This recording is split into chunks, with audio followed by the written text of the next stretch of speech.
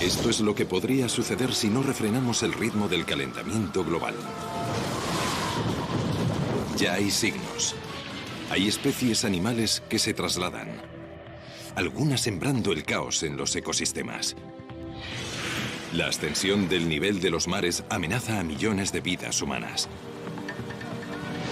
Pero está teniendo lugar una revolución científica para combatir el cambio climático.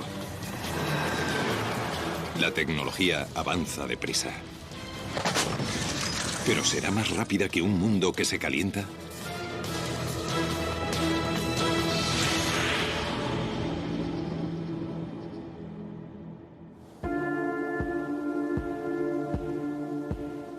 El clima de la Tierra siempre ha cambiado, pero raramente tan aprisa. En solo 250 años el planeta se ha calentado casi 1 grado centígrado o Celsius. Celsius es la escala que usan los científicos para medir la temperatura. Al ritmo actual de calentamiento, la mayoría de los climatólogos coinciden en que dentro de 50 años estaremos 1 grado más calientes y al menos 3 grados más a finales del siglo XXI. ¿Cómo será el mundo en cada uno de esos estadios? ¿Y qué avances científicos y tecnológicos se llevan a cabo actualmente para afrontar cada uno de ellos? Sabemos qué causa el problema. Los gases de efecto invernadero como el metano y el dióxido de carbono que actúan como una manta que rodea el planeta, atrapando el calor. Y los gases de efecto invernadero aumentan más rápidamente que nunca.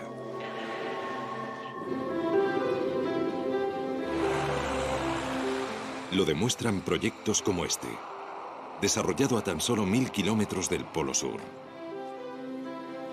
Hielo antártico acumulado en capas a lo largo de millones de años.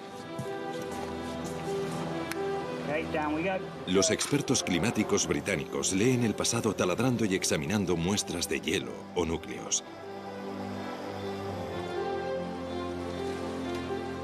Este núcleo de hielo tiene 750.000 años de longitud.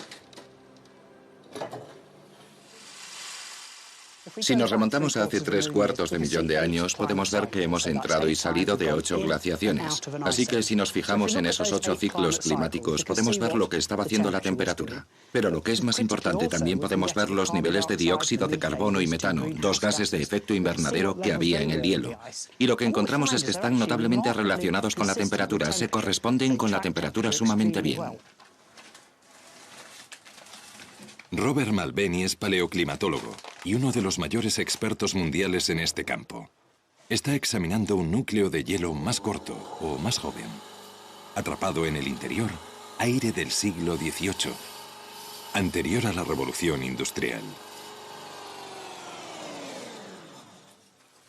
Lo que voy a hacer es quitarme los guantes para calentarlo, porque en cuanto lo caliente podrán ver las burbujas de aire en el hielo. Alrededor del 10% del volumen del núcleo de hielo es aire.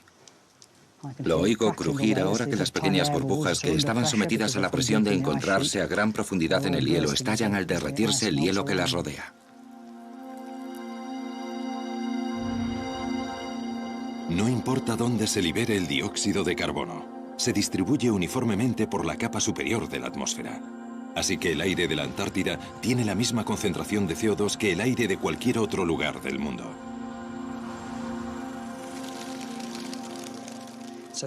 Así que este es aire preindustrial y lo que esperamos ver es qué nivel de dióxido de carbono había en el aire antes de que el hombre empezara a usar grandes cantidades de combustibles fósiles y a verter dióxido de carbono en la atmósfera. Aguarden a que se estabilice el instrumento. Así que tenemos 288 partes por millón. El nivel de dióxido de carbono de hoy es de 386 partes por millón. Es decir, que ha habido un incremento de 100 partes por millón en menos de 250 años. Puede que 100 partes por millón no parezca un gran salto, pero estamos 100 partes por millón más altos de lo que hemos estado en los últimos 3/4 de millón de años, y aumenta implacablemente 2 partes por millón cada año. A no ser que podamos disminuir la cantidad de dióxido de carbono que vertemos en la atmósfera, ese nivel continuará subiendo y habrá consecuencias en el clima. La preocupación por el cambio climático condujo a las Naciones Unidas a constituir el IPCC, siglas inglesas del Grupo Intergubernamental de Expertos sobre el Cambio Climático, un equipo que representa los hallazgos de más de 4.000 climatólogos. Lo lidera el doctor Rajendra Pachauri.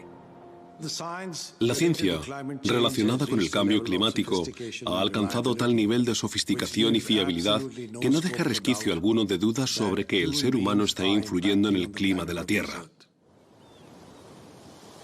Ya con casi 1 grado más, estamos viendo pequeñas pero significativas consecuencias en el mundo natural. Como no solo asciende la temperatura del aire, sino también la de los océanos, muchas especies marinas cambian de hábitat, trasladándose del Ecuador hacia los polos.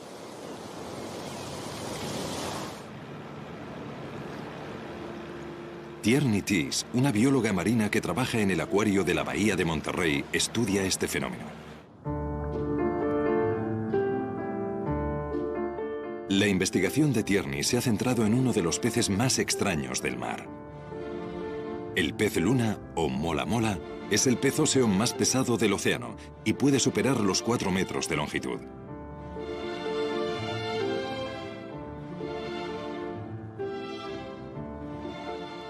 Da la impresión de que no está terminado.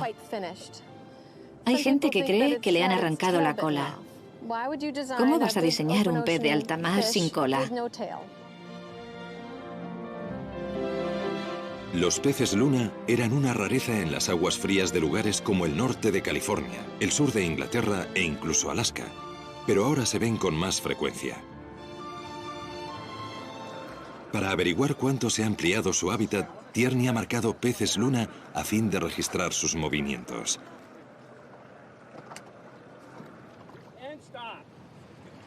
Tienes que sorprenderlos, porque los mola mola son muy asustadizos, mientras que otros te dejan interaccionar con ellos.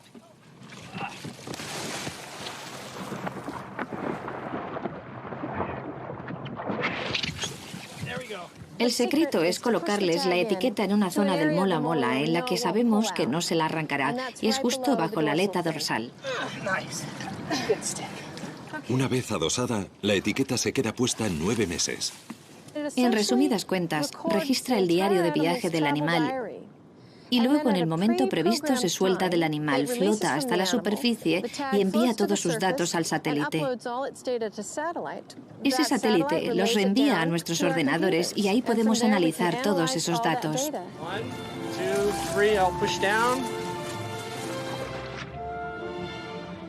El estudio de Tierney está en su fase inicial, pero ya está empezando a verse una imagen clara del nuevo hábitat del pez luna. Y lo que es evidente es que aun con el más leve aumento de la temperatura, el mola mola emprende el camino. El cambio climático es mucho más que... el océano está un poco más caliente, porque al añadir esa cantidad de calor, 1 grado, estás modificando todo tipo de cosas. Puedes cambiar los niveles de oxígeno, puedes cambiar los niveles de nutrientes, puedes cambiar los patrones de circulación. El cambio climático trastoca un montón de cosas simultáneamente. A causa del calentamiento global, las líneas de temperatura media se están alejando del Ecuador a una velocidad de unos 64 kilómetros por década. Si esa velocidad continúa o aumenta, provocará la extinción de muchas especies, ya que no pueden soportar ese ritmo de cambio. Y a su vez, dado que unas especies dependen de otras, existe el peligro de una destrucción del ecosistema. Y la destrucción de un ecosistema es precisamente lo que está sucediendo en los pinares de la Columbia Británica. Los árboles están siendo devorados por un escarabajo al que en tiempos mantenían a raya las temperaturas invernales. Un aumento de menos de 1 grado ha permitido la proliferación del escarabajo del pino de montaña, que está diezmando la floresta.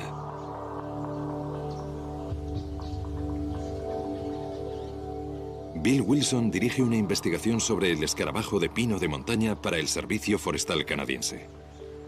Emocionalmente es sobrecogedor. Cuando ves los pinos rojos no es signo del otoño o el invierno, es un signo de muerte. Esos árboles han sido asesinados por el escarabajo del pino de montaña. Este escarabajo es el responsable de la mayor plaga de insectos de la historia norteamericana. En los últimos 10 años, el escarabajo del pino de montaña ha destruido unos 13,5 millones de hectáreas de bosque, una superficie del tamaño de Grecia.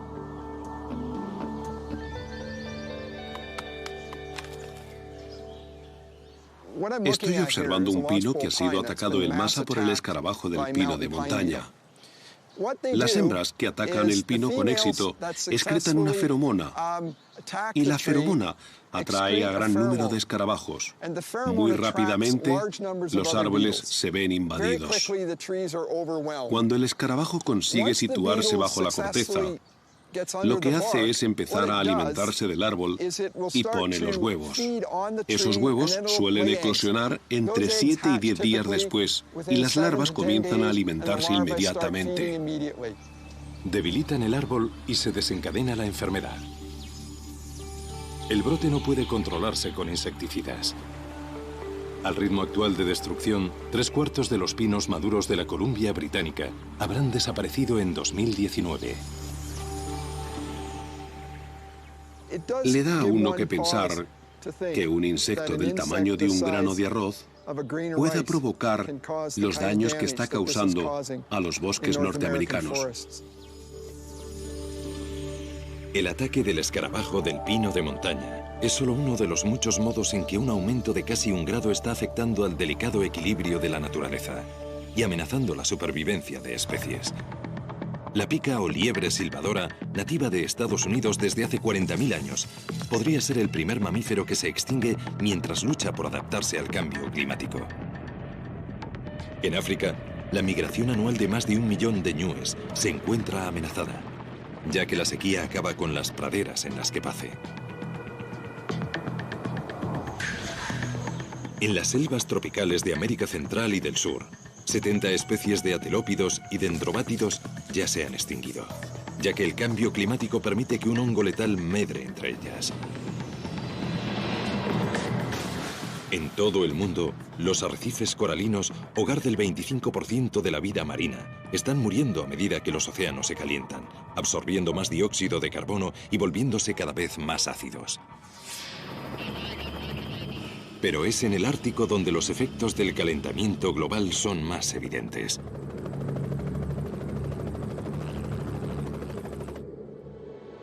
Este es el Paso del Noroeste, una gélida superficie de mar helado frente a la costa del norte de Alaska. Durante la era de los descubrimientos, incontables exploradores trataron de usar este paso como atajo entre Europa y Asia. Fracasaron. El hielo era demasiado sólido. Pero en 2007 acaeció algo extraordinario. El océano Ártico se resquebrajó y se derritió a un paso sin precedentes. Había un 23% menos de hielo que en cualquier año del que hubiera registros. El mar helado se retira cada verano, pero en 2007 desapareció tanto que por primera vez en la historia, grandes navíos pudieron navegar por el Paso del Noroeste. Si continuase este ritmo de disminución, ya no habría mar helado estival en el Ártico para 2020. Si perdemos todo el mar helado y no se recompone, lo cual es posible, al final del verano habrá desaparecido y quizá el agua haya absorbido tanta energía solar que el mar helado no vuelva a formarse. Entonces, vas a tener importantes cambios de carácter permanente en el clima del hemisferio norte.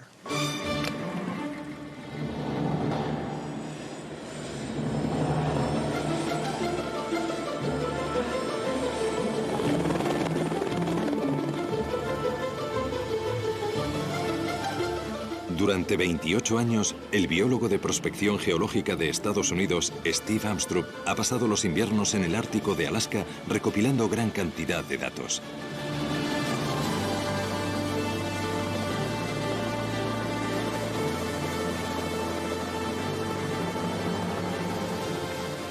Está estudiando uno de los animales más magníficos del planeta.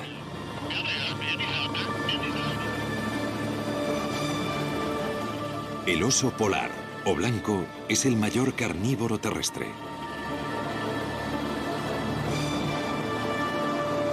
Está soberbiamente adaptado para vivir en este inmisericorde desierto desde hace 300.000 años.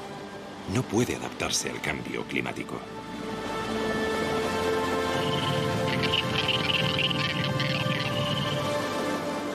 Cuando un oso ya tiene un número en el lomo, Steve sabe que ha sido marcado y estudiado.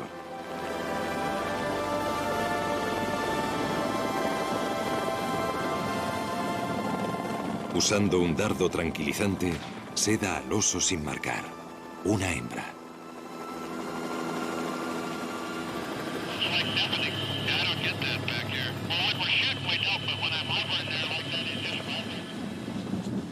Lo que intentamos hacer es comprobar el bienestar de la población y prever el futuro para ver si es posible el bienestar venidero de esta población. Steve y su equipo disponen de 1 hora para hacer una serie de pruebas para evaluar el tamaño, el peso y la salud de la hembra antes de que se pase el efecto del sedante.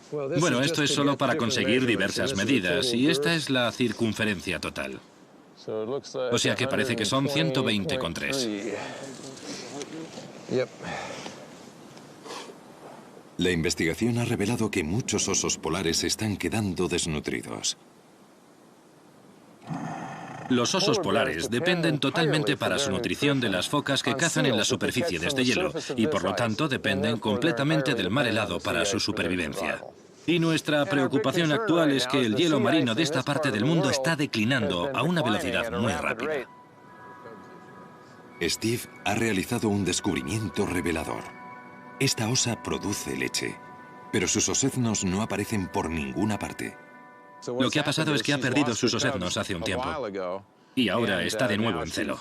Y eso significa que salió de una guarida de algún lugar de la costa esta primavera y perdió sus cachorros. En años recientes, Steve ha visto un gran descenso en el número de osednos que sobreviven a su primer año y culpa a los cambios en el mar helado. Dado que hay menos hielo y la capa es más delgada, se forman más cordilleras a causa de la presión. Muros de hielo revuelto que suponen barreras formidables. Si eres un osedno solo de este tamaño, te es muy difícil afrontar ese tipo de cosas. Eres más vulnerable y puedes ser presa de otro oso o puedes resultar herido. O quizá no seas capaz de seguir el paso de tu madre cuando sale de su cubil en busca de alimento. Los hallazgos de Steve han contribuido a convencer al gobierno estadounidense para que catalogue a los osos como especie en peligro.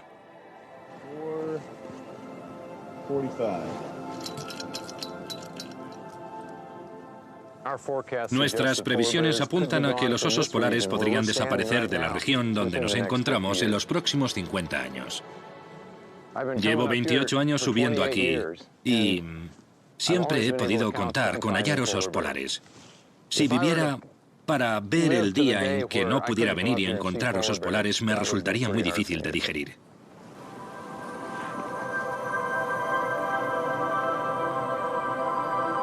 A pesar de su aspecto, cuando despierte completamente, la osa se recuperará totalmente. El hielo marino ha disminuido porque mientras que las temperaturas del resto del mundo han aumentado casi 1 grado, aquí han ascendido casi 3 grados.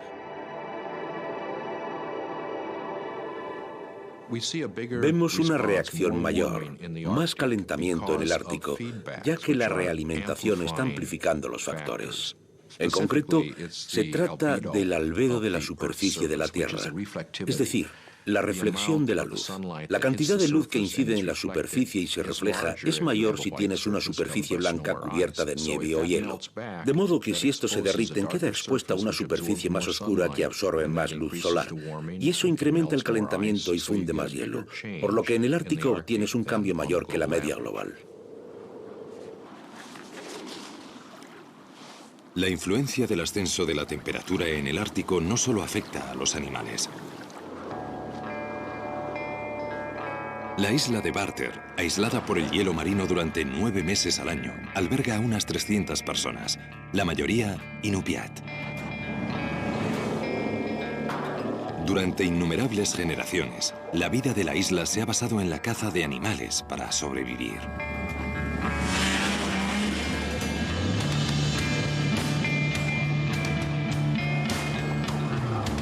Robert Thompson es un cazador inupiat de la isla. Hoy se dirige a lo que en tiempos fuera un rico cazadero.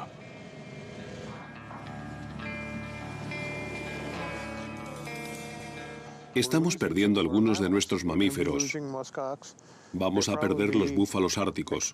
Seguramente se extingan en esta zona en el transcurso de mi vida. El oso polar va a desaparecer, la población de caribú va a disminuir y también algunas aves. Sin nuestros animales nosotros desapareceremos, nuestro pueblo estará perdido. Nuestra cultura se basa en los animales. Podríamos importar diversos tipos de alimentos y seguir viviendo aquí, pero las cosas que hacemos, las que nos definen, se perderán.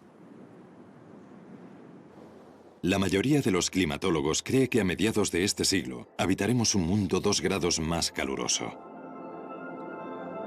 El único modo de evitarlo es disminuir las emisiones y cambiar la forma de producir energía.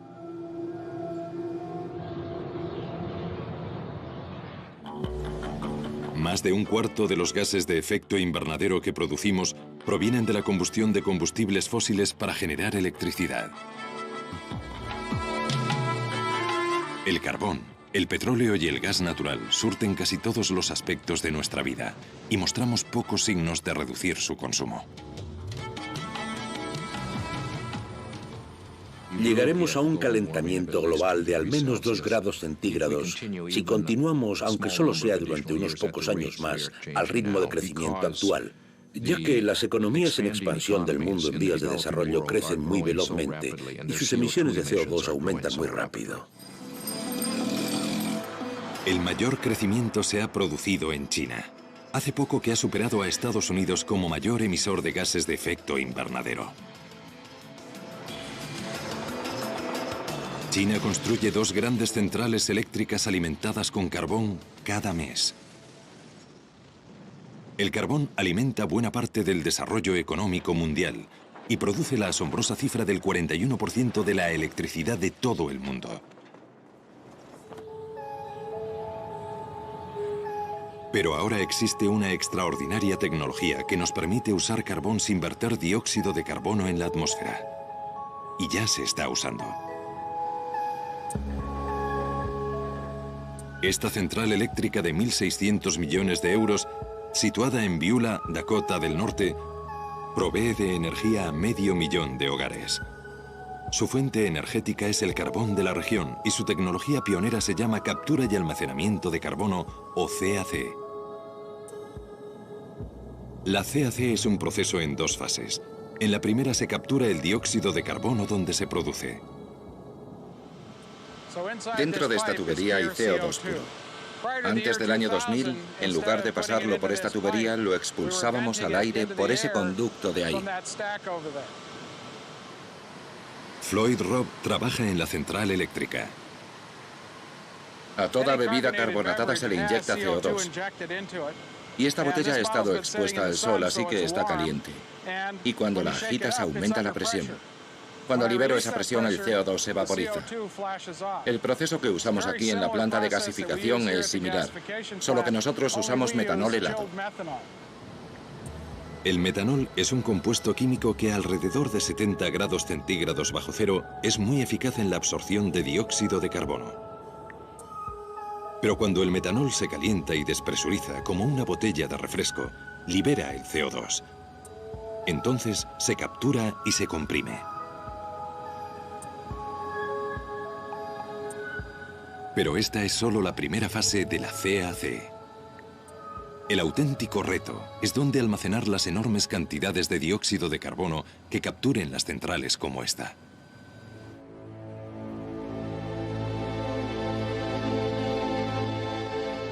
La solución podría hallarse aquí, en los magníficos cañones de arenisca del apropiadamente llamado Carbon County, Condado del Carbono, en Utah.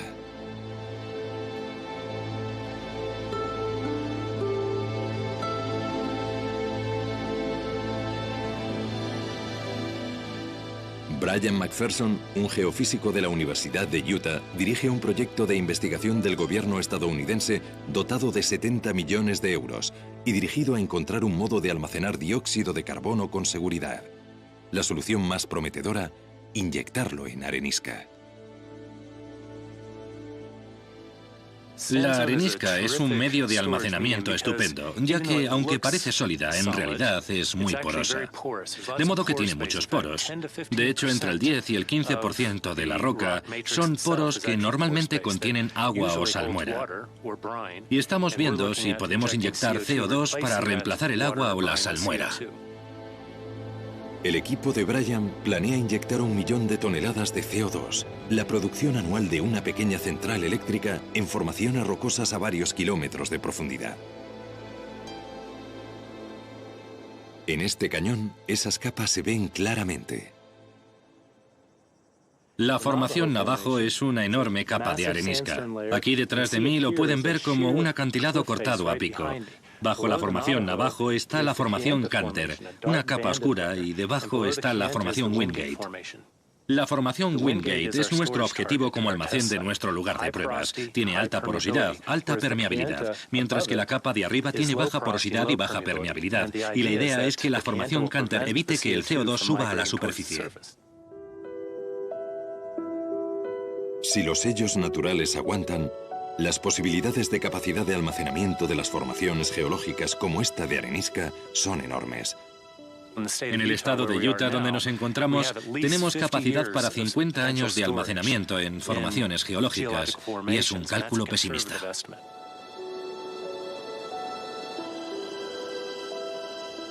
La CAC podría ofrecer los máximos beneficios con unas alteraciones mínimas. El mérito de la CAC es que nos permite usar la mayor fuente de energía fósil que tenemos. Hay tantos países que ya están usando carbón que debemos hallar un modo de usar el carbón evitando las emisiones dañinas. Así que tenemos que intentarlo, y quizá eso nos dé tiempo para desarrollar energías más limpias a largo plazo. Pero hay otro obstáculo. Al coste actual, la CAC podría añadir hasta un 60% a la factura de la electricidad. Y los estudios del gobierno no finalizarán hasta dentro de 10 años. Solo después de 2020 se considerará la adopción a gran escala de la CAC, y para entonces ya podría ser muy tarde. Si no detenemos el incremento de las emisiones globales para 2015, la mayoría de los expertos coinciden en que el calentamiento del planeta en 2 grados es inevitable. Y eso podría desestabilizar aún más nuestro clima.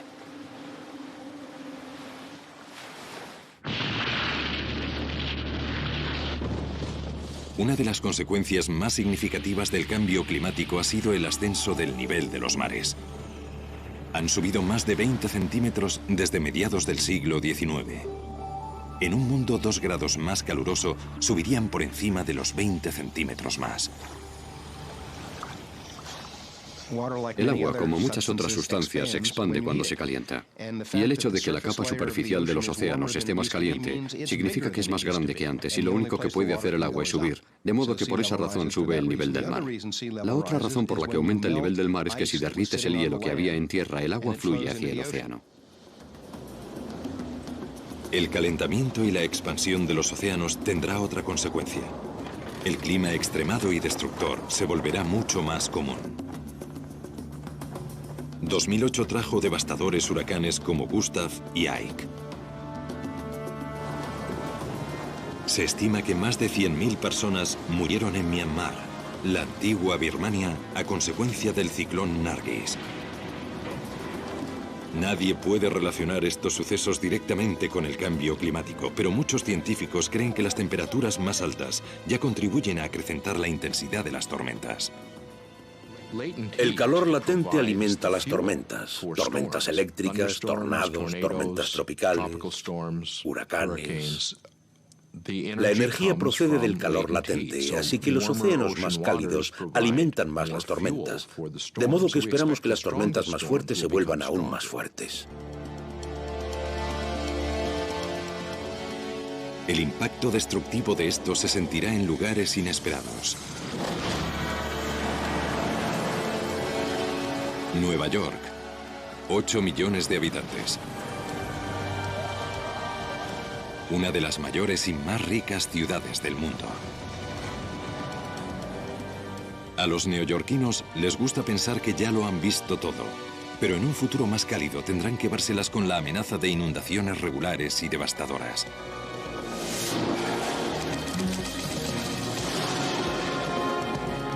No es que Nueva York sea inmediatamente vulnerable al aumento del nivel del mar.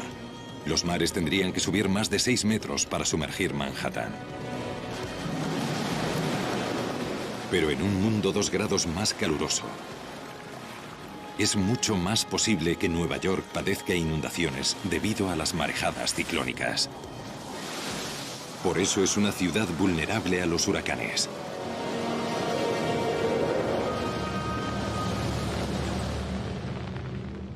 El último huracán fuerte se produjo en 1938, cuando el llamado expreso de Long Island rozó Manhattan atacando desde una distancia de 112 kilómetros al noreste.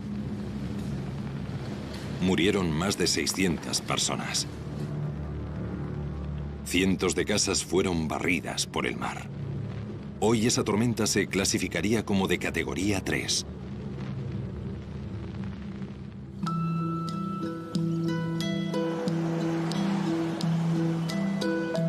Hay muchos huracanes más tempranos en la historia de Nueva York. Jeff Donnelly es paleotempestólogo, un científico que estudia las tormentas antiguas. Como los climatólogos de la Antártida, lo hace escarbando en la historia y tomando muestras de núcleos.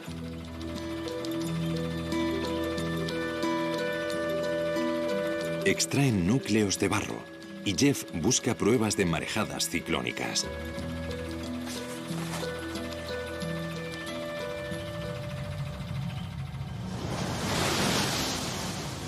La marejada ciclónica es como un tsunami promovido por los fuertes vientos y las sumamente bajas presiones del ojo del huracán.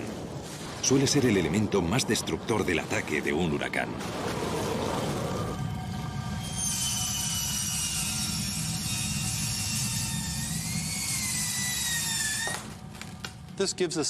Con esto nos hacemos una idea de la frecuencia con que un lugar como Nueva York ha recibido el impacto de grandes huracanes en el pasado. En resumidas cuentas, es como leer un libro. Nos retrotraemos en el tiempo, abrimos estos núcleos y pueden ver los ricos sedimentos orgánicos que se han depositado día tras día. Pero ocasionalmente, al adentrarnos más en el núcleo, ves estas gruesas capas de arena que se han depositado. Y estas capas de arena son el resultado de las marejadas ciclónicas que han pasado sobre la playa y han desplazado arena hasta estas pozas y marjales. Y esta gruesa capa de aquí data del huracán de Nueva Inglaterra de 1938. Estos núcleos proceden de muy cerca de la ciudad de Nueva York y seguramente daten del huracán de la ciudad de Nueva York de 1821. Fue la última vez que la ciudad fue atacada por un huracán intenso, probablemente el huracán de 1815. Probablemente 1675, 1635. Y luego, antes, estos son todos anteriores al asentamiento europeo en el este de Norteamérica, de modo que los huracanes documentados llegan hasta esta época. Así que sabemos que es posible que Nueva York sufra huracanes directos, huracanes intensos. Han tenido lugar muchas veces y volverán a ocurrir en el futuro. Previamente, en cualquier año dado, había una posibilidad entre 100 de que llegara una devastadora marejada ciclónica de 3 metros. Pero en un planeta 2 grados más caliente, esas posibilidades variarán. La doctora Cynthia Rosenzweig, destacada climatóloga, ha realizado muchos estudios para predecir inundaciones provocadas por marejadas ciclónicas. Una parte de las proyecciones del cambio climático es prácticamente segura. Es que el nivel de los mares será más alto. Eso proporciona la base para que ocurran las inundaciones costeras. Aunque las tormentas no cambien, ese nivel del mar más elevado permite que la inundación se interne más tierra adentro. Esa es la mayor vulnerabilidad de la parte sur de Manhattan y de muchas zonas bajas de la región de Nueva York. Con un nivel del mar más alto, marejadas ciclónicas que en el pasado habrían causado inundaciones de poca importancia se tornarán tan destructivas como la mayor tormenta del siglo. Lo que muestran nuestros estudios es que esa mayor tormenta del siglo podría suceder una vez cada 20 años. Durante la vida de nuestros hijos, es muy posible que tenga lugar esa tempestad catastrófica. En una tormenta así, la bolsa de Nueva York, Wall Street y todo el sur de Manhattan quedarían inundados. Partes de los distritos exteriores, Staten Island, Queens, Brooklyn y ciertas zonas de Nueva Jersey también quedarían anegadas. Pero quizá haya un modo de prevenirlo.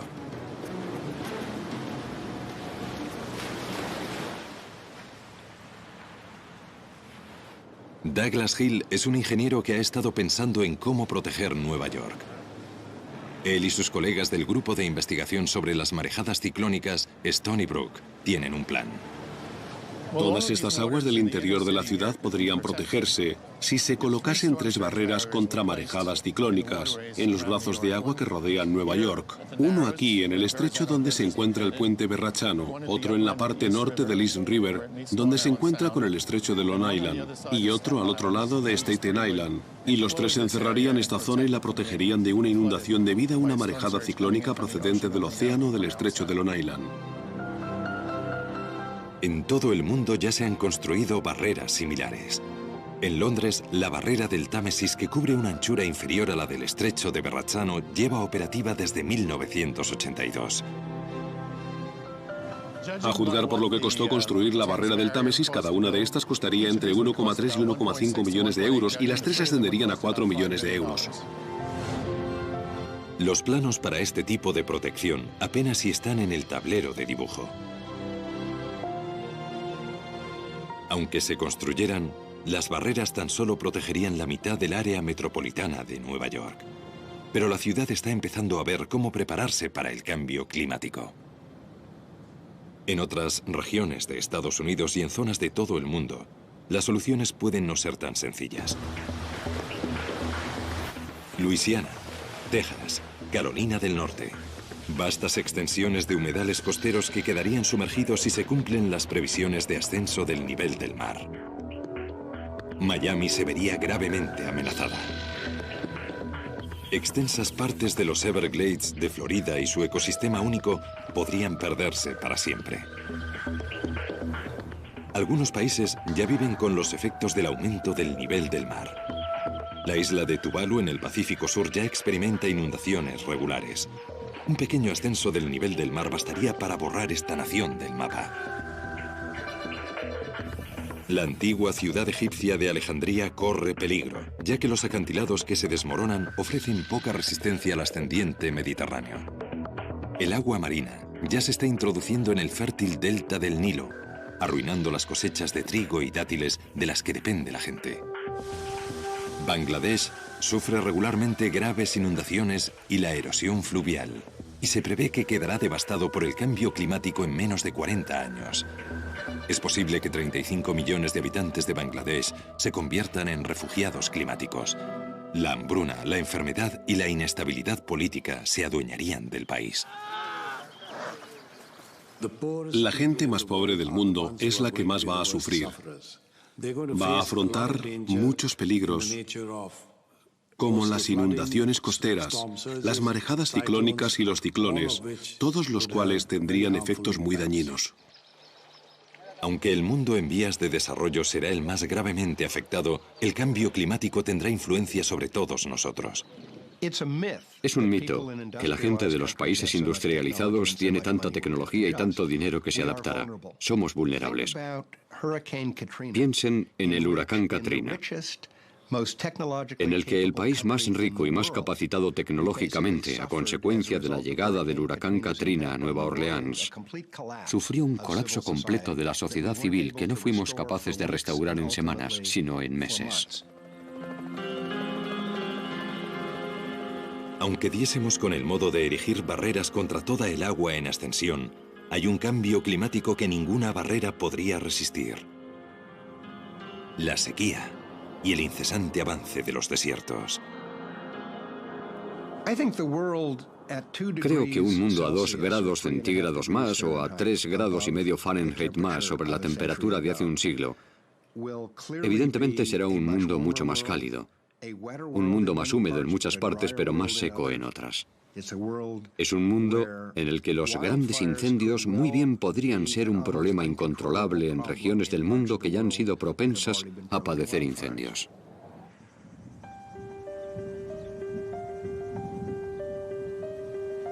Y en ningún lugar la amenaza es tan evidente como en el estado estadounidense de California. En junio de 2008 se declaró una sequía de ámbito estatal. Los embalses estaban a la mitad de su capacidad, lo que conllevó un control estricto del agua y su racionamiento.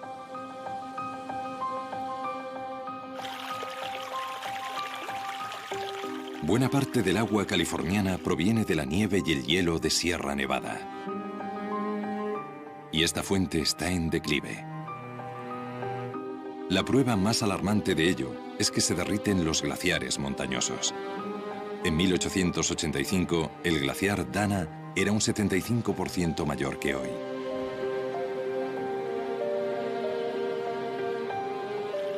El climatólogo Anthony Westerling del campus de Merced de la Universidad de California ha observado los cambios. Una de las razones por las que es tan importante el glaciar Dana es que es un símbolo de lo que ocurre con la nieve y el hielo de Sierra Nevada y otras cordilleras de todo el mundo como consecuencia de las temperaturas más cálidas. Y como el glaciar conserva el agua y el hielo de año en año, una buena parte de nuestra reserva de agua se almacena como hielo o como nieve en las montañas cada año y se funde a finales de la primavera y comienzos del verano. Confiamos en ese abastecimiento para nuestras granjas y ciudades. El calentamiento global ya ha traído primaveras más tempranas a Sierra Nevada, y eso supone menos tiempo de nevadas invernales y menos acumulación de nieve, es decir, menos agua para California. Aun con un ascenso de la temperatura de casi 1 grado, los glaciares están menguando en todo el mundo. A medida que se caliente la Tierra, el deshielo acelerado de los glaciares supondrá una grave amenaza para grandes poblaciones. Los mayores temores se centran en el Himalaya, que abastece los grandes ríos del subcontinente indio, el Indo y el Ganges. Habría una reducción muy acentuada del flujo de agua en todos los ríos que surgen de esas grandes reservas de hielo de la cordillera del Himalaya. Si eso ocurre, afectará a 500 millones de personas que viven en el subcontinente y a 250 millones de personas en China. Con un aumento de la temperatura de 2 grados, la escasez del agua no solo afectará a las reservas de agua potable, sino también a la agricultura. Los secarrales podrían reemplazar a las tierras de labor en todo el mundo. Y la sequía tiene otra devastadora consecuencia: el fuego. Las últimas investigaciones revelan que a medida que se caliente el globo, las temporadas de incendios van a empeorar mucho. Los incendios de California del verano de 2008 fueron los más graves desde que existe constancia. This is our nightmare. I'm just scared. My kids and my grandkids, I'm just scared. It's just unbelievable what it's like when you see all those flames coming right at you. Hubo cerca de 10.000 incendios que abrasaron más de 5.000 kilómetros cuadrados. Se perdieron 1.500 casas. Algunos fuegos aún ardían a finales de noviembre.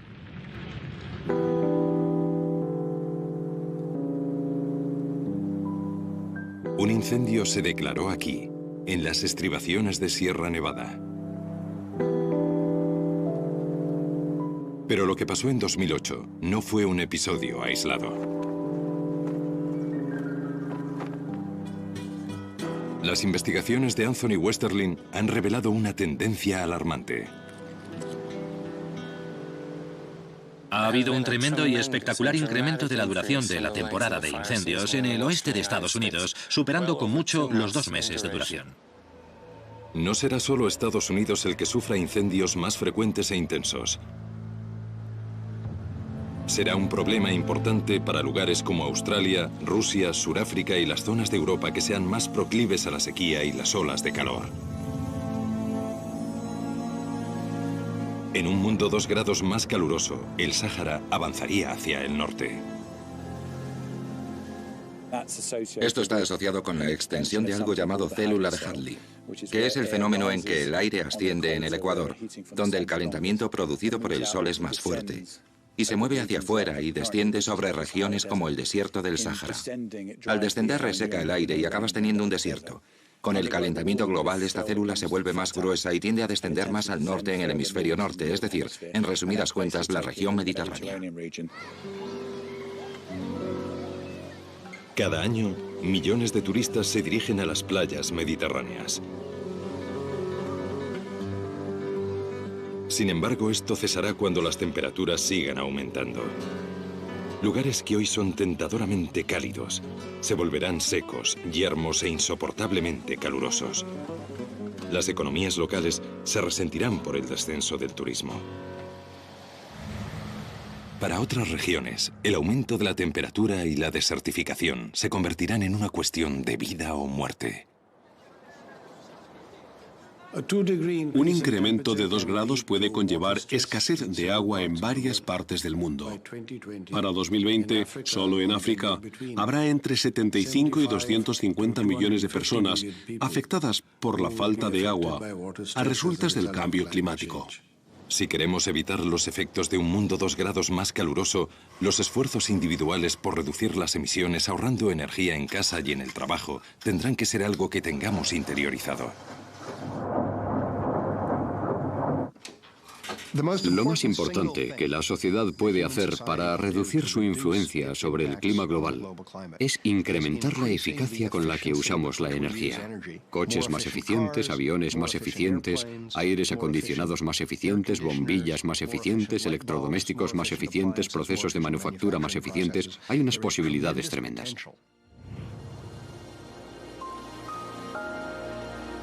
En los Emiratos Árabes Unidos se ha empezado a trabajar en un proyecto para llevar la eficacia energética al próximo nivel. La ecociudad de Masdar. Estará completada para 2016 y será una visión del futuro. 50.000 personas vivirán y trabajarán aquí.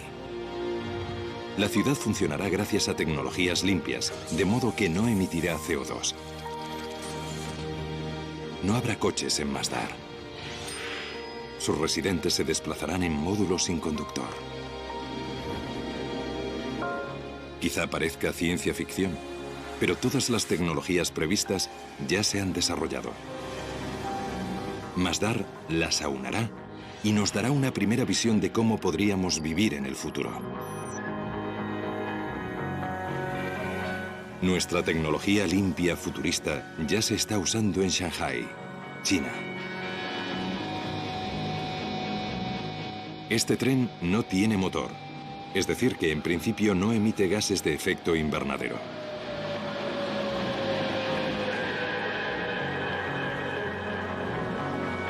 Es el primer tren comercial maglev de alta velocidad del mundo. Se desplaza a 431 kilómetros por hora. Así que el viaje de 30 kilómetros del aeropuerto de Shanghái a la ciudad dura menos de 8 minutos. Maglev es el acrónimo inglés de levitación magnética. Este tren flota literalmente en el aire.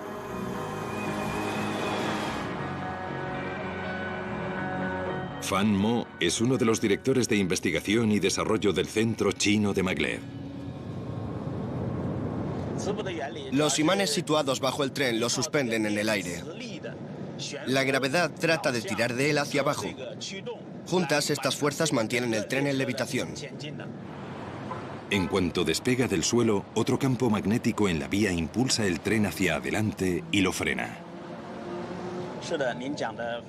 El tren ha reducido la fricción, es decir, que tiene una eficacia mayor y viaja más rápido.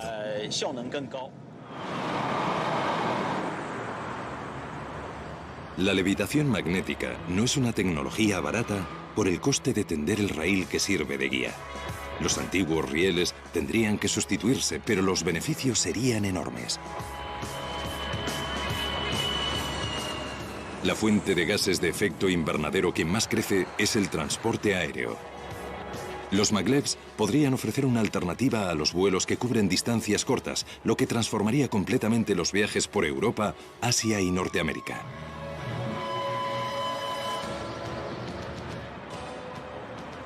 Pero eso no sucederá inmediatamente. El maglev de Shanghái es rápido y eficaz, pero no elimina completamente las emisiones. Eso es porque la fuerza magnética que impulsa el tren se alimenta con energía eléctrica, y aquí en Shanghái la electricidad se genera sobre todo con carbón.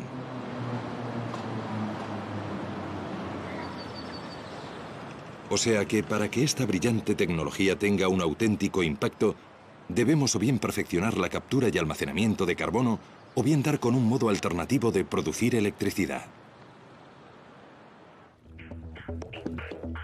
Un país ya lo ha conseguido, dominando la naturaleza. El 99,9% de la energía de Islandia se produce sin emitir gases de efecto invernadero.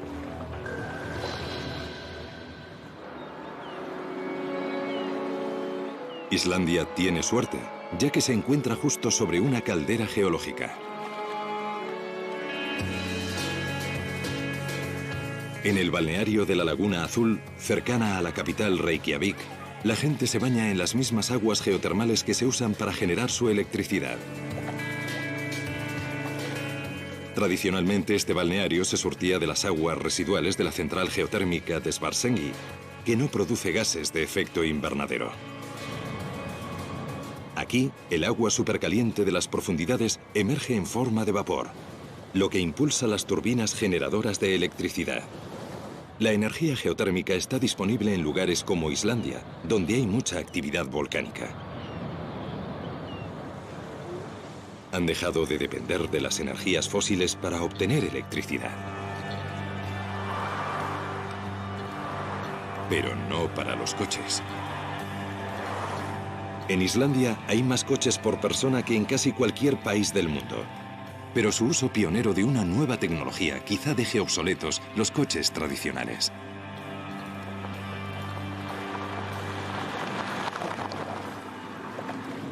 Este coche se parece a cualquier otro. Tiene el aspecto del típico coche de gasolina o de cualquier otro coche. Pero se trata de un vehículo de hidrógeno, que tiene una pila de combustible.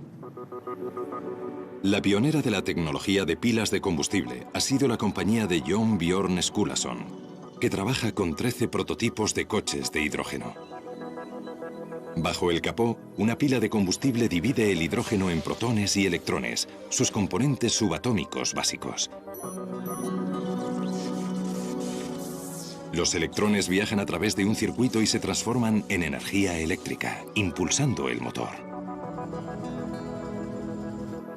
En Islandia creen que las pilas de combustible son un gran adelanto con respecto a las baterías convencionales que alimentan los coches eléctricos existentes.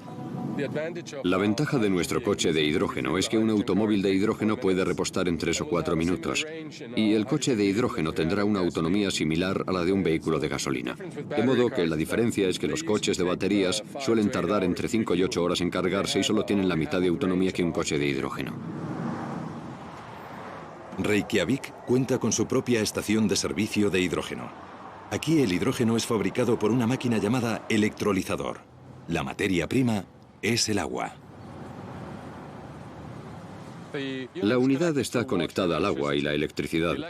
El electrolizador divide el agua en hidrógeno y oxígeno. El oxígeno se evapora en la atmósfera y luego purificamos el hidrógeno. El hidrógeno va a un compresor ya que tiene un volumen mucho mayor, de modo que para tener suficiente energía en un vehículo hay que comprimir el hidrógeno. Una vez comprimido, el hidrógeno puede bombearse directamente en el coche, y la única emisión es el líquido que llegó al electrolizador al principio del proceso. Solo agua pura. Excelente. El hidrógeno como combustible es un logro emocionante, y más porque no hay que cavar ni taladrar para obtenerlo. No obstante, hay considerables trabas que vencer. Actualmente el hidrógeno precisa una gran cantidad de electricidad para producirlo. De modo que no hay beneficios netos, a no ser que, como aquí en Islandia, la energía usada para fabricarlo no produzca emisiones. Islandia planea ser una nación completamente libre de combustibles fósiles para 2050.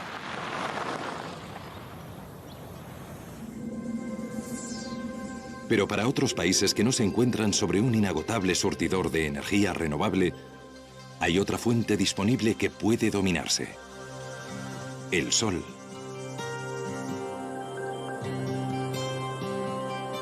Ahora, en el sur de España, en la provincia de Granada, se ha producido un gran avance en la energía ecológica. Una central solar que funciona aunque el sol no brille. Cuando esté finalizada, Andasol cubrirá 2 kilómetros cuadrados y abastecerá de energía a 50.000 viviendas. Es un gran paso adelante, ya que una central de carbón con una producción similar emitiría 180.000 toneladas de dióxido de carbono anuales.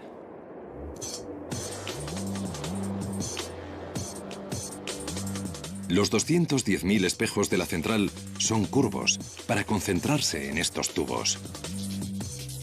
El aceite del interior se calentará lo suficiente como para impulsar unas turbinas de vapor, generando así electricidad. El ingrediente secreto de Andasol se encuentra en estos tanques. Sal fundida. La sal conduce y almacena el calor sumamente bien. El exceso de calor generado durante el día es absorbido por la sal. Por la noche este calor almacenado produce vapor para seguir moviendo las turbinas. En el futuro, este tipo de tecnología podría generalizarse. Se podrían instalar grandes centrales solares en regiones secas y soleadas del norte de África, Texas y los estados desérticos. Vastas zonas actualmente inútiles para la agricultura podrían resultar ideales para la generación de energía. España no es el único país que avanza a pasos agigantados en las tecnologías energéticas limpias. El Reino Unido está dominando el viento, construyendo el mayor parque eólico del mundo. Con 271 turbinas, el parque londinense generará suficiente energía para 750.000 de casas. La primera central eléctrica marina del mundo se ha construido en Portugal. La Polamis usa sus movimientos serpenteantes de sus secciones articuladas para generar una electricidad que bastará para 15.000 viviendas. En Zuru, cerca de Malay, en la India, los excrementos humanos se usan para alimentar el alumbrado público de la ciudad. Otras ciudades indias lo están considerando. En China, la presa de las Tres Gargantas es la mayor central hidroeléctrica del mundo. Está diseñada para producir tanto como 22 grandes centrales alimentadas con carbón. Aunque no es energía verdaderamente renovable, y pese a su controvertida reputación, la energía nuclear está experimentando un resurgimiento. Actualmente proporciona a Francia el 70% de su electricidad, y varios gobiernos están planeando la fabricación de nuevas centrales. Todas estas tecnologías son un paso adelante en la dirección correcta, pero hay otra fuente de gases de efecto invernadero que aún no ha sido abordada. Una fuente que produce aún más que el sector del transporte: el ganado.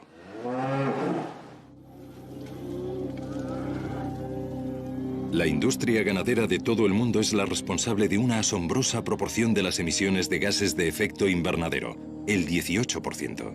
Es más de lo que suman los aviones, los barcos y los coches. Eso es porque la carne y los productos lácteos necesitan más y más tierras despejadas para pastos. Y se requiere una gran cantidad de energía para producir el alimento de los animales y refrigerar y transportar la carne. Las propias reses son la fuente de un gas particularmente nocivo, el metano. Una vaca madura lactante emite 14 litros de metano al día. Como gas de efecto invernadero, el metano tiene más de 10 veces el efecto de atrapar energía que el dióxido de carbono, o sea que es crucial reducir su emisión. En una cámara estanca especial, Christopher Reynolds de la Universidad Británica de Reading estudia las emisiones animales con detalle científico. El metano que se produce es un producto de la fermentación del alimento de las vacas debido a los microorganismos, unos microbios que producen metano y que se encuentran en su estómago. Y esos microbios ayudan a digerir el alimento que la vaca consume, pero uno de los subproductos es el metano.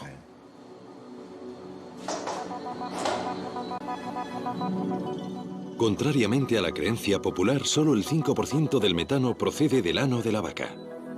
El otro 95% sale por su boca y su nariz. Detener esta fuente de gas de efecto invernadero supondría un gran logro. Uno de los santos griales de la gente que trabaja en este campo es tratar de dar con un así llamado antibiótico ecológico, un compuesto bioactivo procedente de una planta que tenga una acción antimicrobiana. En otras palabras, que acabe específicamente con los bichos que producen metano. Un tratamiento inhibidor del metano solo es una solución parcial. Una forma mucho mejor de reducir el metano sería que todo el mundo dejase de consumir carne. Y como eso es difícil que ocurra, se están desarrollando otros modos de reducir las emisiones del ganado.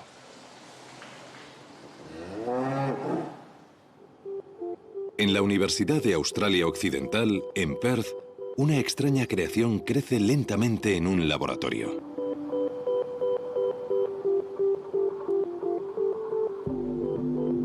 Oron Katz trabaja en el Departamento de Ciencias Biológicas. Está fabricando la primera carne artificial del mundo. Cuando cultivamos esas células solemos llamarlas, hemos acuñado el término semivivas, ya que no están completamente vivas. No son un animal, sino que son una parte viva de un animal sustentada en un medio artificial. Esta carne artificial se ha cultivado a partir de células musculares de un cordero, pero podrían haber sido células de cualquier animal. Fueron cultivadas en una solución nutritiva hecha de plasma sanguíneo derivado del ganado. Los cultivos de células musculares crecen en un bioreactor de microgravedad que rota constantemente para que la carne crezca en 3 dimensiones. Sin este movimiento, la carne sería plana, con una anchura de solo unas células. Actualmente, Oron busca formas de dar a la carne más textura, a fin de imitar la auténtica. En estos momentos se está llevando a cabo una investigación para tratar de hallar maneras de ejercitar esas células musculares, de modo que se alineen y tengan una textura similar al músculo. Y hay 2 modos de hacerlo. Uno es estimular eléctricamente esas células y el segundo es tratar de ejercitarlas físicamente, intentando construir pequeñas máquinas para hacer ejercicio, pequeños gimnasios para que esas células crezcan y se conviertan en algo más parecido a los músculos. Oron ha llevado su singular trozo de carne al Reino Unido a uno de los mejores chefs del mundo.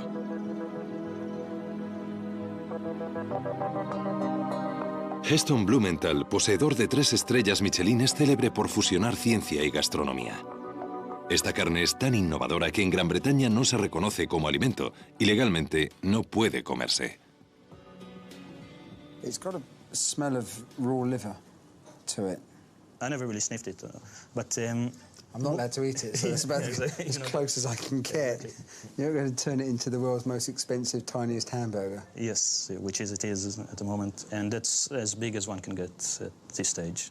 Mucha gente podría considerar la idea de la carne criada en laboratorio menos que apetecible. Pero no este chef magistral. I think as a catalyst for conversation, debate and thought, it's fantastic because how many people are quite happy to eat sliced ham that actually is not ham at all. It's processed meat from animals that have been literally chained to the floor. Yeah. That's not a problem, but something that's been grown in a lab actually is a problem. To me, that has the potential to be a lot more ethical. Esta tecnología aún está en su infancia. Aun cuando los científicos descubran cómo incrementar la producción, esta sustancia criada en el laboratorio solo serviría como carne picada o troceada. Los filetes y las pechugas de pollo artificiales aún son solo un sueño. Y su producción aún no es viable económicamente. Pueden quedar décadas para la carne artificial, pero hay otra tecnología revolucionaria que también imita a la naturaleza que podría estar lista en unos pocos años. y que podría reducir los actuales niveles de dióxido de carbono, algo vital en un mundo 2 grados más caluroso.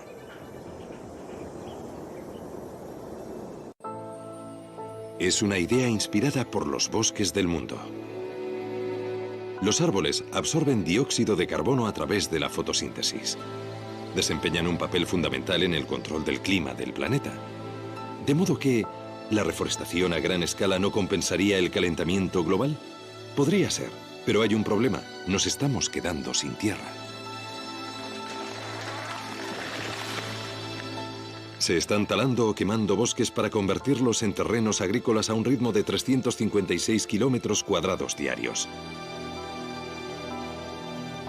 Pero la ciencia puede haber dado con una alternativa. Lo que llamamos árboles artificiales es una tecnología para hacer lo mismo que hacen los árboles con el dióxido de carbono de la atmósfera, es decir, extraerlo de la atmósfera y convertirlo en algo que no vuelva a la atmósfera para no obtener el efecto de calentamiento del CO2. Mientras que las energías renovables y las tecnologías como la captura y almacenamiento de carbono se centran en evitar más vertidos de CO2, los árboles artificiales podrían reducir la cantidad que ya hay en el aire. Dos hombres podrían haber realizado un avance en esta búsqueda científica. El físico teórico Klaus Lackner y el ingeniero Alan Wright. Se conocieron aquí, en Biosfera 2, en Arizona. Biosfera 2 era el mayor ecosistema artificial estanco que se construía, el lugar perfecto para estudiar cómo los cambios en el dióxido de carbono afectarían al planeta.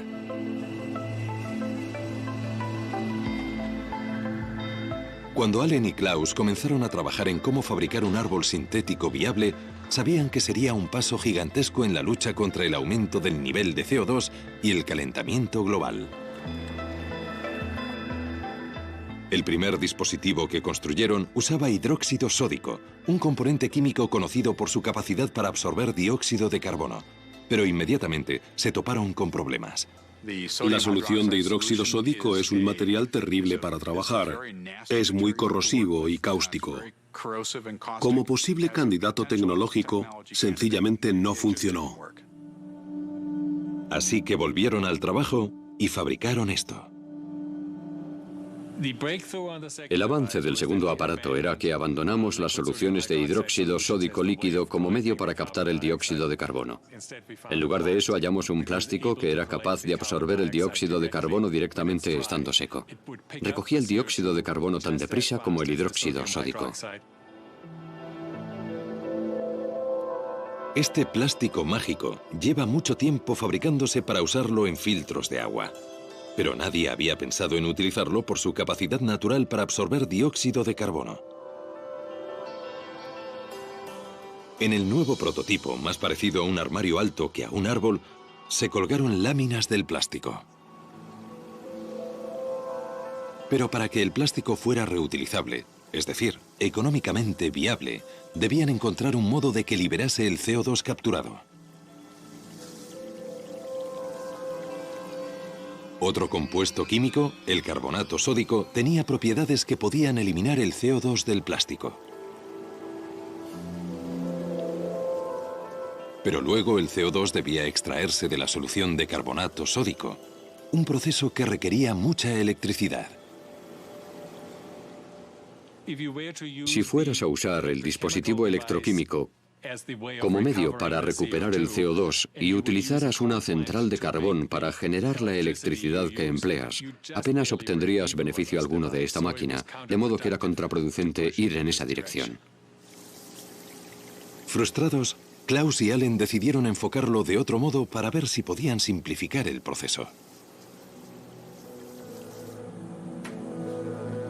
Regresaron al concepto básico, no usando más que una campana estanca conectada a un monitor de dióxido de carbono. En su interior, hebras del plástico especial. Lo que ven en esta campana es una pequeña chimenea por la que insuflamos el aire y sobre ella este material plástico, de modo que esto es lo que hay sobre esta pequeña torre. y observamos cómo absorbe el CO2. Como sabían que ocurriría, el plástico inmediatamente comenzó a absorber el dióxido de carbono, reduciendo la cantidad que se encontraba en la campana. Entonces hicieron algo que no habían considerado con anterioridad. Sumergieron el plástico no en una solución química, sino en agua normal y corriente. Vuelvo a poner esto en la pequeña torre. Cierro la campana para que el aire no pueda escapar. Lo que ocurrió a continuación fue extraordinario. El plástico liberó el CO2 absorbido. Los niveles de dióxido de carbono en el interior de la campana vuelta a sellar empezaron a aumentar desde 388 partes por millón, el nivel del aire de hoy, hasta 540, 730 y finalmente 1100 partes por millón. Nos dimos cuenta de que este material, este plástico que ven aquí, absorbe el CO2 cuando está seco y vuelve a liberarlo cuando se moja. O sea que en realidad no se necesita más que agua. No hay que lavarlo con carbonato sódico, simplemente puedes exponerlo al agua. Es uno de esos momentos de descubrimiento en los que, en cuanto comprendes lo que está ocurriendo y te das cuenta de las implicaciones de ese descubrimiento, es un momento sobrecogedor. Tras procurar que la lluvia no libere el CO2, Allen y Klaus están construyendo un árbol artificial de tamaño natural. Cuando esté acabado, tendrá un tambor central conteniendo paneles del plástico especial y un sistema de control de la humedad. Alterando los niveles de humedad, el árbol artificial primero absorberá el CO2 y luego lo expulsará para su almacenaje permanente. El proceso no requiere compuestos químicos, solo una pequeña cantidad de energía y un suministro de agua. La visión del futuro para este tipo de árboles artificiales es que podrán capturar el dióxido de carbono que nada más puede capturar. Esa es su ventaja, esa es su fuerza. Un solo árbol absorberá cerca de 1 tonelada de dióxido de carbono diaria, lo que emiten 75 coches. 60 millones de árboles podrían absorber todo el CO2 que emitimos actualmente. Y eso no es todo. Esta es una de las pocas opciones disponibles para reducir el nivel de dióxido de carbono en la atmósfera que tenemos ahora, o el que tendremos dentro de 50 años hasta un nivel seguro. Todo este dióxido de carbono absorbido, por supuesto, habría que ponerlo en algún sitio. Pero ahí es donde intervienen otras nuevas tecnologías, como el almacenamiento geológico de CO2 que se está experimentando en Utah. Y como el nivel de dióxido de carbono es igual en cualquier lugar del planeta, los bosques de árboles artificiales podrían plantarse justo encima de los lugares de almacenamiento. Logros científicos como los árboles artificiales y los avances en energías renovables podrían ayudar a detener el cambio climático causado por el hombre, e incluso revertirlo. Pero si no se adoptan medidas como estas y nuestras emisiones continúan creciendo, los climatólogos advierten que en este siglo podríamos aumentar 3 grados con respecto a la media preindustrial.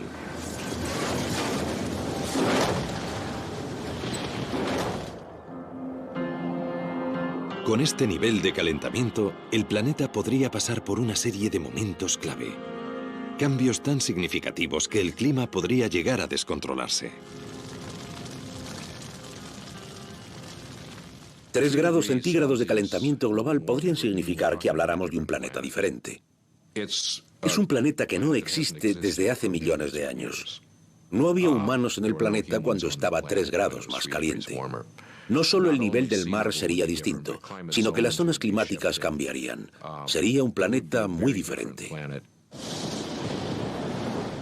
La última vez que el planeta se calentó tanto fue hace 55 millones de años. Entonces la temperatura aumentó 6 grados. Pero se calentó a un ritmo mucho más lento que el actual. Los efectos fueron catastróficos y entre ellos se contaron extinciones masivas en los océanos. El planeta tardó 100.000 años en recuperarse. Una subida de 3 grados es una perspectiva de pesadilla para todos. El profesor Peter Cox pertenece al Centro Hadley del Reino Unido, uno de los grupos de predicción del clima más punteros del mundo. Aquí, bajo tierra, hay baterías de superordenadores que predicen el clima, tanto del presente como del futuro. Al superar los 3 grados, forzamos más de lo habitual el sistema climático, pero no hay indicaciones del registro climático pasado. Y por lo que sabemos sobre el sistema climático puede variar muy repentinamente. Un sistema climático que cambiase repentinamente, haciéndose 3 grados más caluroso, llevaría lluvias a regiones cercanas al Ecuador, como la selva amazónica. Al calentar el sistema obtienes un patrón de temperaturas oceánicas en los trópicos que en resumidas cuentas atrae la lluvia de la Amazonia. Amplía la estación seca y lo que parece ocurrir en la Amazonia es que cuando la estación seca dura más de 4 meses el fuego se enseñorea de ella, de modo que el bosque tropical húmedo se transforma en sabana. Cuando el fuego se adueña de una jungla, crea unas condiciones que hacen inevitables los incendios recurrentes. Se produce un efecto cascada. En la selva amazónica se acumula el equivalente a al menos 10 años de emisiones de CO2, buena parte del cual volvería a liberarse en el aire. Los vaticinadores del clima han identificado una vasta franja de la Amazonia oriental que es propensa a sufrir descomunales incendios. No cabe duda de que la pérdida de selva tropical a esta escala tendría una gran influencia sobre el clima del planeta, aparte incluso de la enorme cantidad de CO2 que se liberaría. La pérdida de la Amazonia obviamente sería una catástrofe absoluta para la gente que vive en ella y acabaría con uno de los ecosistemas más diversos de la Tierra, pero también tendría unas consecuencias no solo regionales sino globales. Y eso es porque el Amazonas es parte del motor que impulsa la circulación atmosférica por los trópicos. Los patrones climáticos globales podrían verse radicalmente alterados con un impredecible influjo sobre la lluvia en todo el hemisferio norte. En ciertas partes del mundo, esta variación podría incluso acabar con las lluvias estacionales. Y con un aumento de 3 grados centígrados, la selva amazónica no es el único ecosistema que se perdería. También desaparecería la zona de permafrost que se extiende entre Alaska y Siberia y el norte de Europa.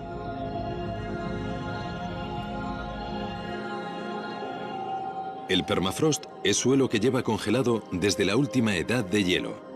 Atrapada en su interior hay capa tras capa de materia orgánica que nunca se ha descompuesto completamente. El permafrost ya está empezando a menguar, permitiendo que los microbios descompongan su antiguo carbono y lo liberen como gas de efecto invernadero en la atmósfera. Los cálculos sugieren que en la zona de permafrost hay atrapadas hasta 1,5 billones de toneladas de carbono, el equivalente a 150 años de emisiones al ritmo actual.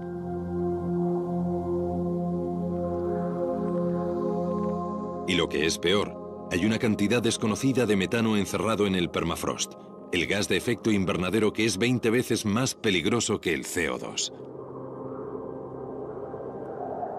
Pueden imaginarse, en el peor de los casos, el efecto de realimentación que se produce al liberar gases de efecto invernadero por la quema de combustibles fósiles, sobre todo.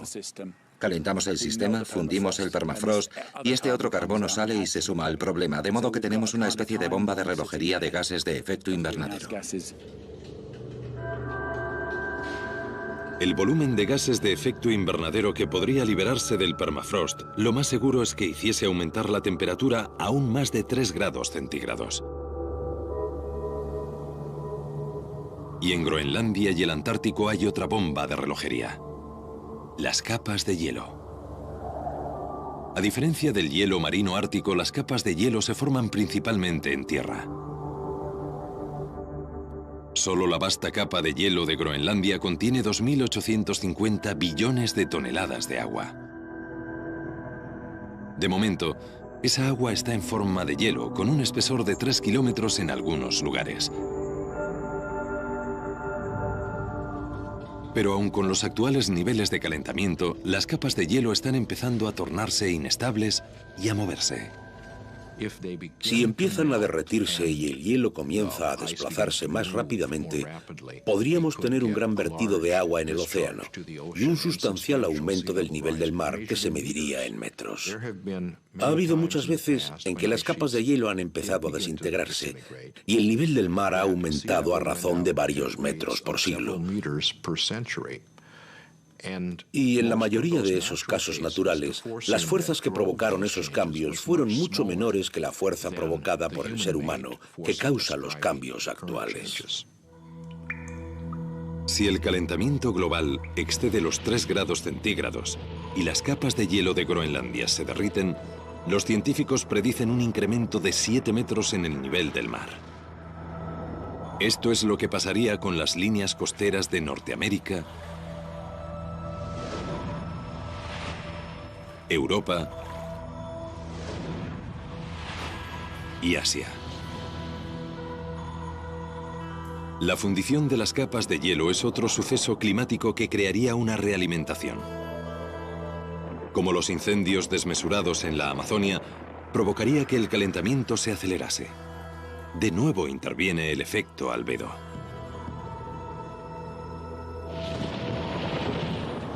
Si la superficie reflectante de la luz del hielo desaparece, todo ese calor es absorbido y el clima de la Tierra se vuelve aún más caluroso. ¿Podrían usarse nuestras ciudades para revertirlo? ¿Y si pintáramos nuestro mundo de blanco para sustituir el efecto enfriador del hielo de Groenlandia?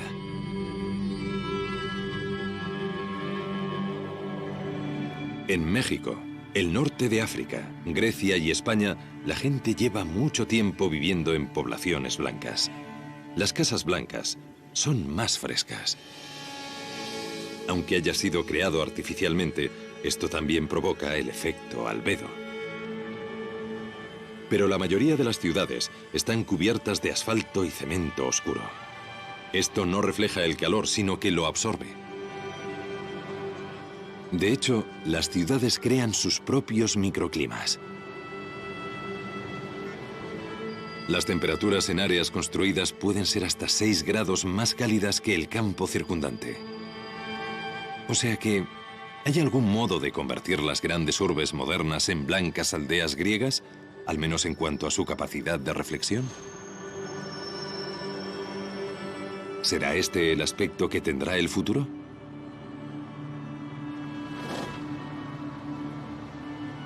No solo las ciudades, sino la ropa, los vehículos, incluso las plantas. Podríamos modificar genéticamente los cultivos y la hierba para que fuesen más claros, diseñados para reflejar la luz del sol. Incluso estas sencillas medidas podrían producir quizá medio vatio de enfriamiento por metro cuadrado, que es como un tercio del calentamiento que ha producido el dióxido de carbono. Así que si bien no nos resuelve el problema totalmente, al menos nos concede más tiempo. Si nos amenaza el futuro extremado que nos traerán los momentos clave del cambio, nuestra única esperanza podría ser adoptar medidas de enfriamiento de emergencia, como un mundo blanco. Medidas que podrían acabar transformando el planeta no por un calentamiento provocado por el hombre, sino por un diseño humano. Aquí es donde interviene la geoingeniería. La gente cada vez está más interesada en la posibilidad de modificar la Tierra para compensar el efecto de calentamiento que estamos ejerciendo sobre el clima. Debemos contemplar estas opciones, ya que muy bien podría ser que no consiguiéramos hacer lo suficiente con las técnicas más convencionales y tuviéramos que recurrir a medidas más extremas. Una de esas medidas extremas consiste en lanzar azufre al aire. Eso supone nada más y nada menos que declarar la guerra a la atmósfera del planeta. Es una idea inspirada por la naturaleza. Cuando los volcanes tienen erupciones importantes, escupen millones de toneladas de partículas de azufre, creando una pantalla solar atmosférica. Estos sucesos han reducido la temperatura global hasta en más de medio grado centígrado. Sucedió cuando el monte Pinatubo entró en erupción en Filipinas en 1991. Si encontráramos un modo de imitar esto creando un escudo de azufre que envolviese la Tierra, podríamos enfriar el planeta.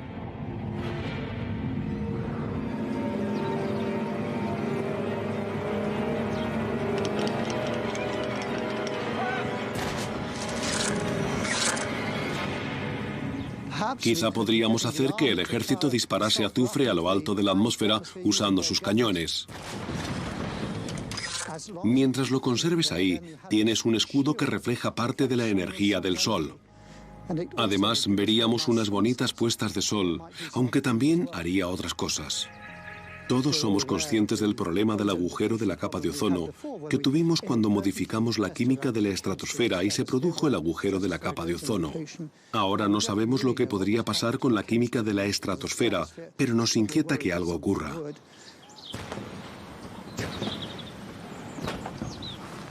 Se están considerando otras medidas extremas.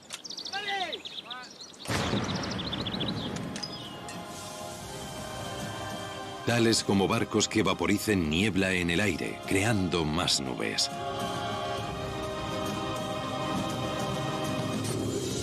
La verdad es que la idea más ambiciosa suena a ciencia ficción. Millones de espejos puestos en órbita reflejarían la luz del sol, alejándola de la Tierra. Pero si colocas un espejo ahí, necesitas un espejo de unos 2000 kilómetros de diámetro. O quizá la idea que se maneja últimamente, que es poner muchos espejos más pequeños con ordenadores a bordo para tenerlos apuntando en la dirección correcta. Es una idea absolutamente tremenda de contemplar. Resultaría enormemente caro. Pero no hay por qué llegar a eso. Existen o se están desarrollando soluciones y tecnología para detener e incluso revertir el calentamiento global. Los momentos clave del cambio y las medidas estrambóticas con un coste desmesurado no tienen por qué alcanzarse. La idea es una emergencia. Hemos llegado a un punto en el que necesitamos acciones drásticas rápidamente si queremos evitar desastres a corto plazo. Pero especialmente en los tiempos de nuestros hijos y nietos. Ya podemos ver un esbozo de la solución. Ya podemos ver el esbozo de lo que hay que hacer tecnológicamente, de lo que debemos hacer económicamente y de lo que debemos hacer políticamente.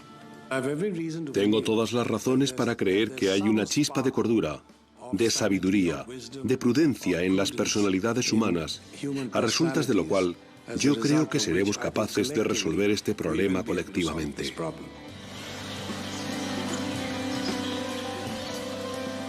Los climatólogos estiman que si tenemos alguna oportunidad de ralentizar o detener el calentamiento global, las emisiones de CO2 de todo el mundo tendrán que alcanzar su culmen en 2015.